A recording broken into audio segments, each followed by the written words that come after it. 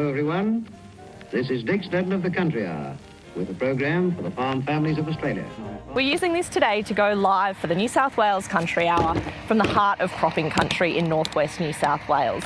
It's basically just a studio in a suitcase. You're listening to the New South Wales Country Hour. Welcome to the South Australian Country Hour. The Queensland Country Hour. Broadcasting right across the Northern Territory on the ABC. It's been 80 years since the Country Hour was first broadcast on ABC Radio, making it one of the longest running continuous programs in the world, and certainly Australia. To celebrate that mighty achievement, we're handing over part of the show today to our Country Hour colleagues, who'll report on changes in farming and rural reporting since 1945. Here's my friend and colleague Warwick Long, who is the host of the Victorian Country Hour. Thanks for that, Pip. It was December 3rd, 1945, when the Country Hour first was broadcast right around Australia. It was the end of the Second World War and Australia had to modernise how it produced food, not only to feed itself, but to export around the world. And that was a big priority for the Australian government at the time. It had a lot of returned soldiers taking up soldier settlement blocks around the country, and they needed to learn how to farm. So Director of Rural Broadcasts at the time, Mr. John Douglas, said they needed to create a complete experience for the rural listener and also to deliver information about rural problems to help with city-country divide issues, some of which still remain today.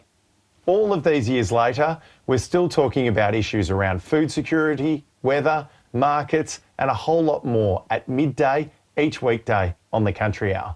But how we discuss and report on these issues continues to change. Amelia Bernasconi, who's a rural reporter from the Upper Hunter in northern New South Wales, looks back at the origins of the Country Hour 80 years ago.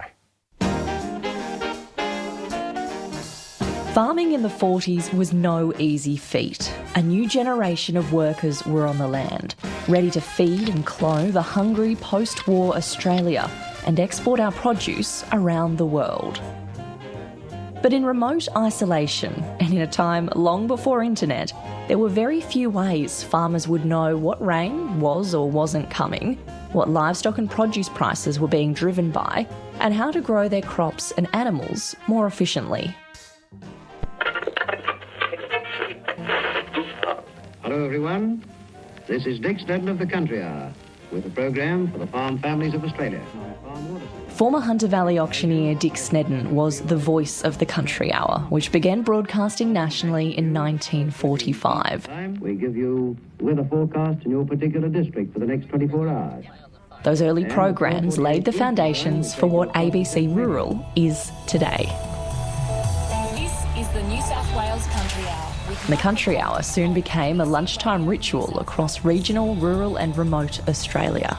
You're listening to the New South Wales Country Hour. Welcome to the South Australian Country Hour. The Queensland Country Hour. Gradually, each state and territory had its own Country Hour, producing a more localised program for farmers. This is the Tasmanian Country Hour. Western Australia Country Hour. Broadcasting right across the Northern Territory on the ABC. And with that, the network of reporters on the ground grew. Hello, Mark. Come on in. Good to see you. Former ABC Upper Hunter rural reporter Mike Pritchard says it was a privilege to be part of the ABC rural team for more than 30 years. In those days, in the 60s, 70s, 80s, they were the leaders in getting that message into those areas. I mean, I'm sure it's the case today in the city that a lot of people don't quite understand the rural aspect, but it did play a big role in that. It's Michael, I've got some charts here I'd like to show you about our rainfall. And ABC encouraged that in those days. They wanted you to get out into the field as much as you can, so you were with the farmers. And I think that built a lot of respect, because a lot of time there's a mistrust sometimes with journalism, even back then. But it built up that trust and you were able to get the better stories of the day. So a couple of years ago, this was just dirt and stone. Up until January of this year. Mike grew up on the land and says his background opened the door for people to trust him with their stories, celebrating the good times but also reporting on the challenging realities of farming. You would go on a farm when there's a drought, a big drought. You could see the hardship on their faces and you could see the devastation it's caused to their property and their stock. They would give you their story and how it was impacting on them and how it was impacting on their families. You could drive away from that property, look in the rear vision mirror, you had your story and they were still left with the devastation, the hurt and the harmful. And that was hard to bear sometimes, yeah. From droughts to floods, cyclones and bushfires, even mouse and locust plagues, the Country Hour has and continues to report on the issues affecting rural communities. One big change, though, has been how we get those voices from the bush to air. Technology, I think, changed dramatically when we had the digital form come in, and, well, we were able to get stories out a lot faster because of the editing process as well. In Mike's early days, he used something called a Nagra tape recorder. It was heavy and he had to lug it around for every field interview. It was almost the size of this. We're using this today to go live for the New South Wales Country Hour from the heart of cropping country in northwest New South Wales. It's basically just a studio in a suitcase. Targets as part of its policy have just come in on the text line, so we're From the Country Hour's core of radio, through to television, and of course frantically typing, chasing and verifying to get the latest breaking news online, our team of more than 50 rural reporters do it all these days, and hopefully will for another 80 years. They're growing more opportunities for Australian farmers. It's just as significant or more so today that we have rural reporters.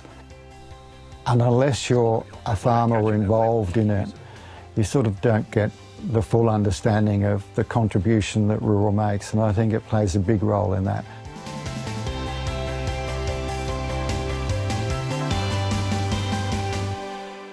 By the late 1800s, sheep were crucial to Australia's economic development.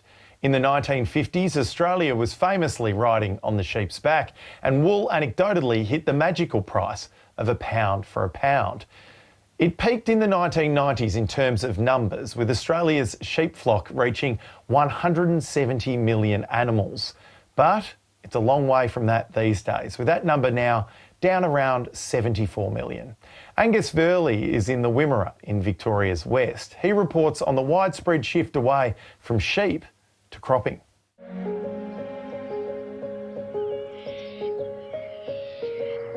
These days, there's barely a sheep to be seen in large parts of Western Victoria where cropping now dominates. Wall-to-wall canola, lentils, wheat, barley.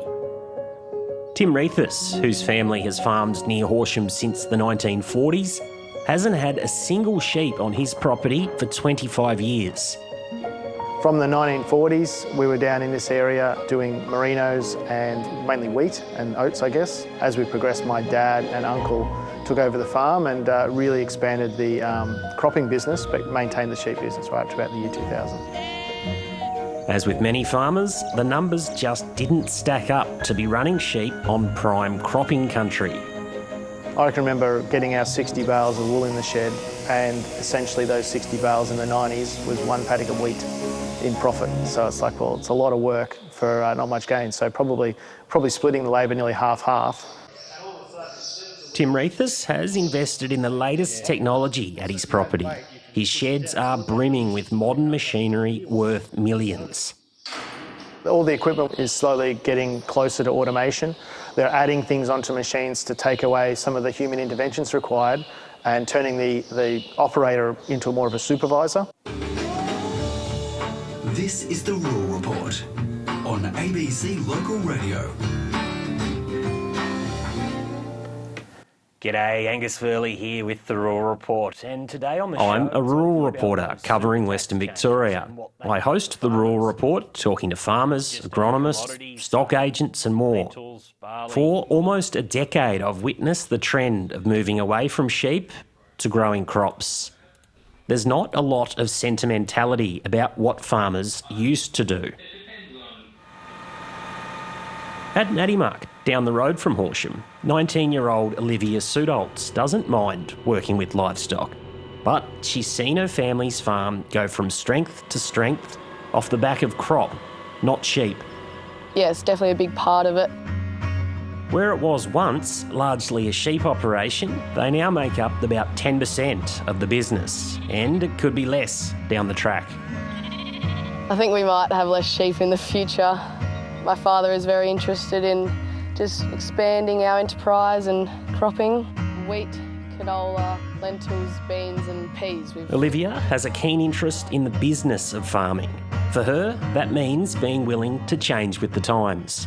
If your father and grandfather have been running livestock for most of their life and you've decided to change, that's okay, and just have to do what the business really needs sometimes.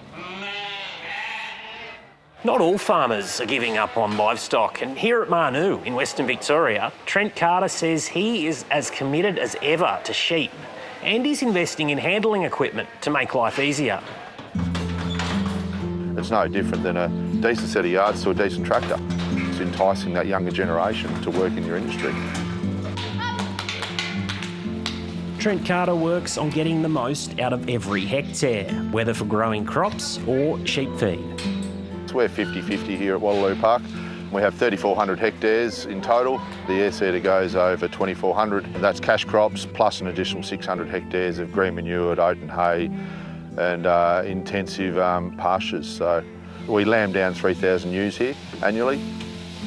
Trent Carter says cropping and sheep enterprises, which include a merino stud, complement each other. It also provides a dual income stream. He's a merino loyalist in some senses, but wouldn't stay in the game if the money wasn't in it. It's all about being accountable and making money at the end of the day. Why else are we here, really? We've got a big overdraft, likewise many other businesses, so we need to be accountable for what we're doing. Just as food security was a big issue in 1945 when the Country Hour began, it continues today, not only for Australian farmers, but for farmers right around the world.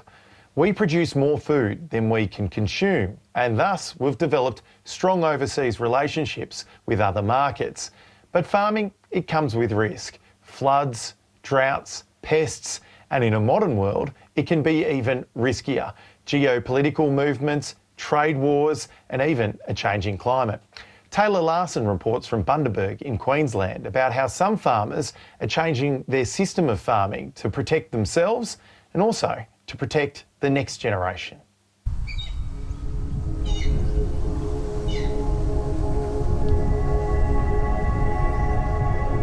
A delicate mangrove forest hides at the back of this cattle property, lining the banks of the Elliot River, which flows towards the southern Great Barrier Reef.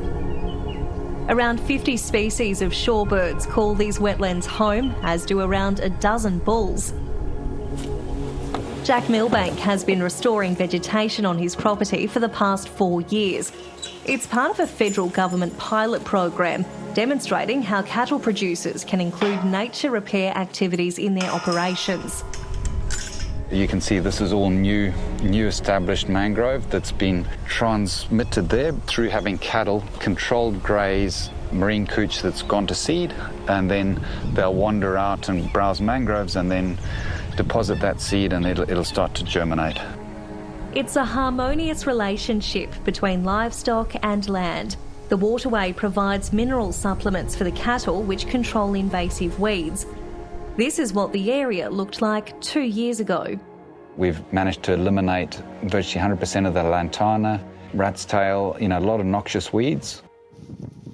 Jack's also streamlined his commercial cattle operations, establishing an African genetics breeding program to produce animals that perform in harsh conditions.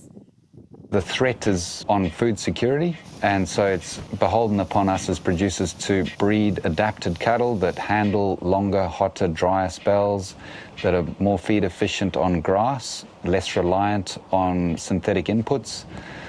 Those are all just little steps that we can take towards climate insurance or climate resilience.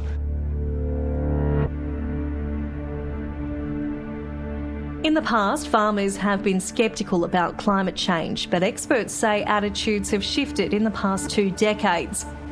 The Millennium Drought was a huge wake-up call, as were the Black Saturday bushfires. When you think about growing a crop, you need about 6 months of relatively benign weather. You don't want a flood, you don't want a frost, you don't want fire, you don't want a drought. So all these different things that come along make it very difficult to continue to grow crops. The first National Climate Risk Assessment was released this year and painted a bleak picture for agriculture, identifying extreme heat, shifting growing seasons and supply chain impacts as major threats.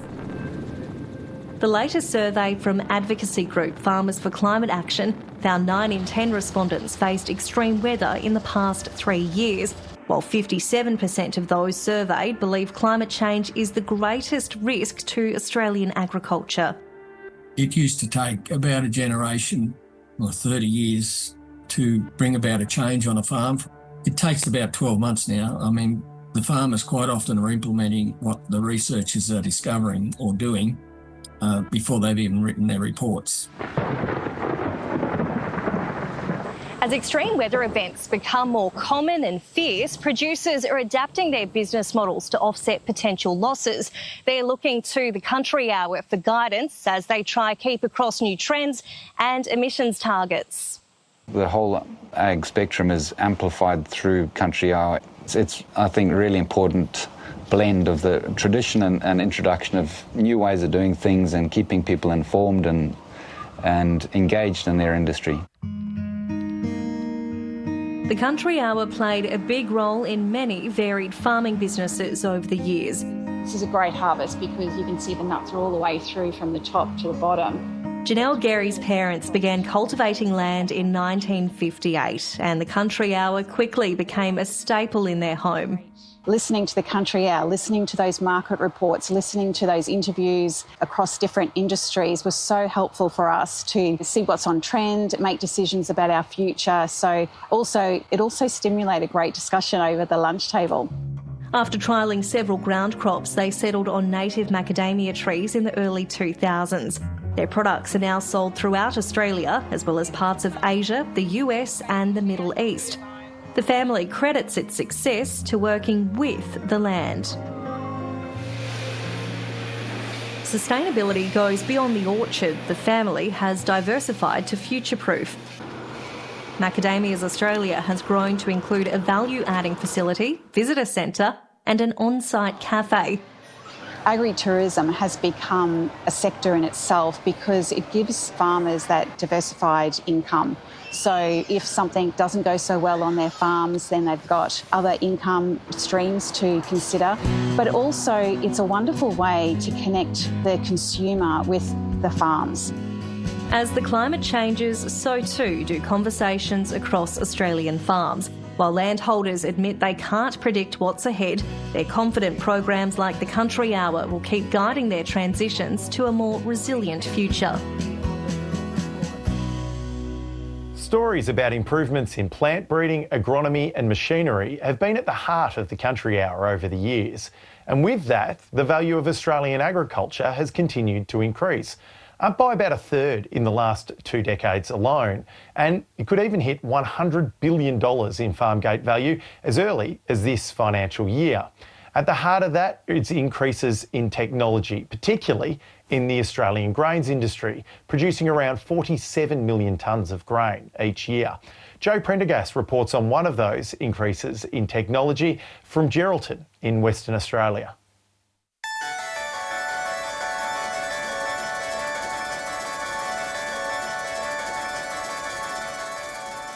So this is the northern edge of the WA grain belt, and over the past 10, 20 years here, we've had our share of dry seasons and years like this one, which are looking to be a bumper. On average, production here and across Australian farms has increased, but at the same time, the number of farmers has decreased. And so that presents a new challenge for individuals of how do you best manage the increased hectares that you're now responsible for. For the Flanagan family, autonomous robotic technology is playing a critical role in killing weeds on fallow paddocks, which are paddocks kept bare for next season's wheat crop.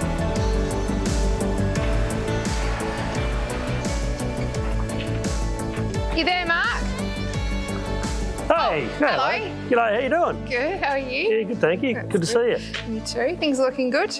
Oh, really good, yeah. Very happy. Happy? Yeah. Your program, you're farming 40,000 hectares, roughly half of that is kept in fallow. Are the robots keeping up with all of your fallow spraying now? How are they going? Yeah, well, that's why we got into the third one, possibly. Yeah, we really struggled with the one because we had 24,000 hectares of fallow we were trying to keep immaculately clean. What's the basis of it all? If you strip it right down, how do they actually work? So it's all your mapping data, basically. If you go and do your precision mapping, so that's every power pole, every rock heap, accurate boundaries, so the distance away from the edge of the paddock, that's the basis that they're built on. Once you've got that data in there, you can then build your plans around that so you know where the robot is going to travel before it hits the paddock. Got a near infrared sensor on there and that detects chlorophyll in the plant. So as the wheat traverses over the paddock, there's a red beam of light on the ground about an inch thick. When it detects chlorophyll in there, it then triggers a solenoid to independently spray on a per weed basis on the ground.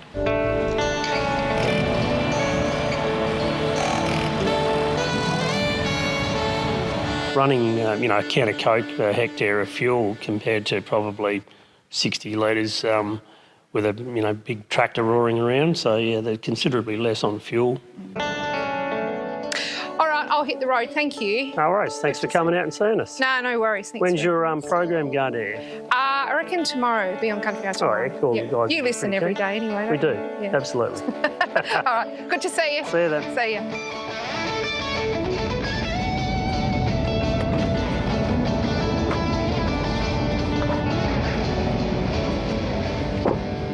A robot is not cheap. It's about $650,000 for the machine and the sprayer.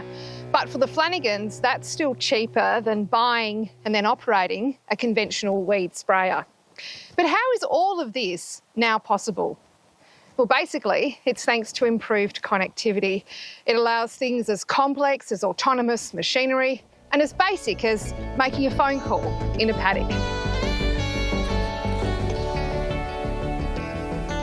Where is all this going? What is agriculture going to look like in another 5 or 10 years' time, Roger? I think what will happen is we will get better at integrating information from many different sources. Is it an exciting time to be in ag?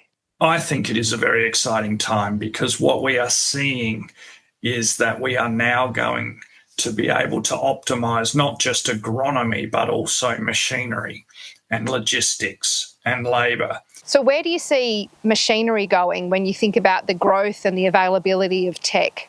The reason we've gone to this size is because there are economies of scale and the labour requirement is less. But if these machines are able to pilot themselves to some extent, then you may remove the need to have one big, large machine and have multiple smaller machines. Grain growing has come a long way in the decades since the Country Hour began reporting on growing, harvesting and selling grain. It's now at a scale pioneers could only dream about, with Australian crops in demand around the world. What hasn't changed, though, is that for farmers it's as complex and as simple as growing the best food they can.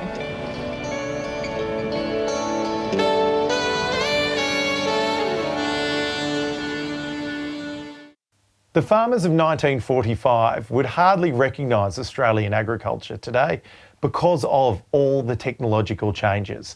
And it's those changes that have us constantly changing how we do our jobs too. The Country Hour is still on the radio, but it's also online, on podcast, on social media and on the television too.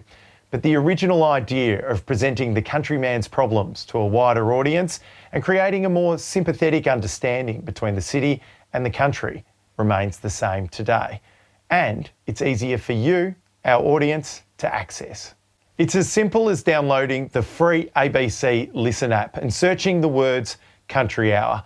You can listen from anywhere in the world. So I hope you'll download that and join us somewhere from wherever you are.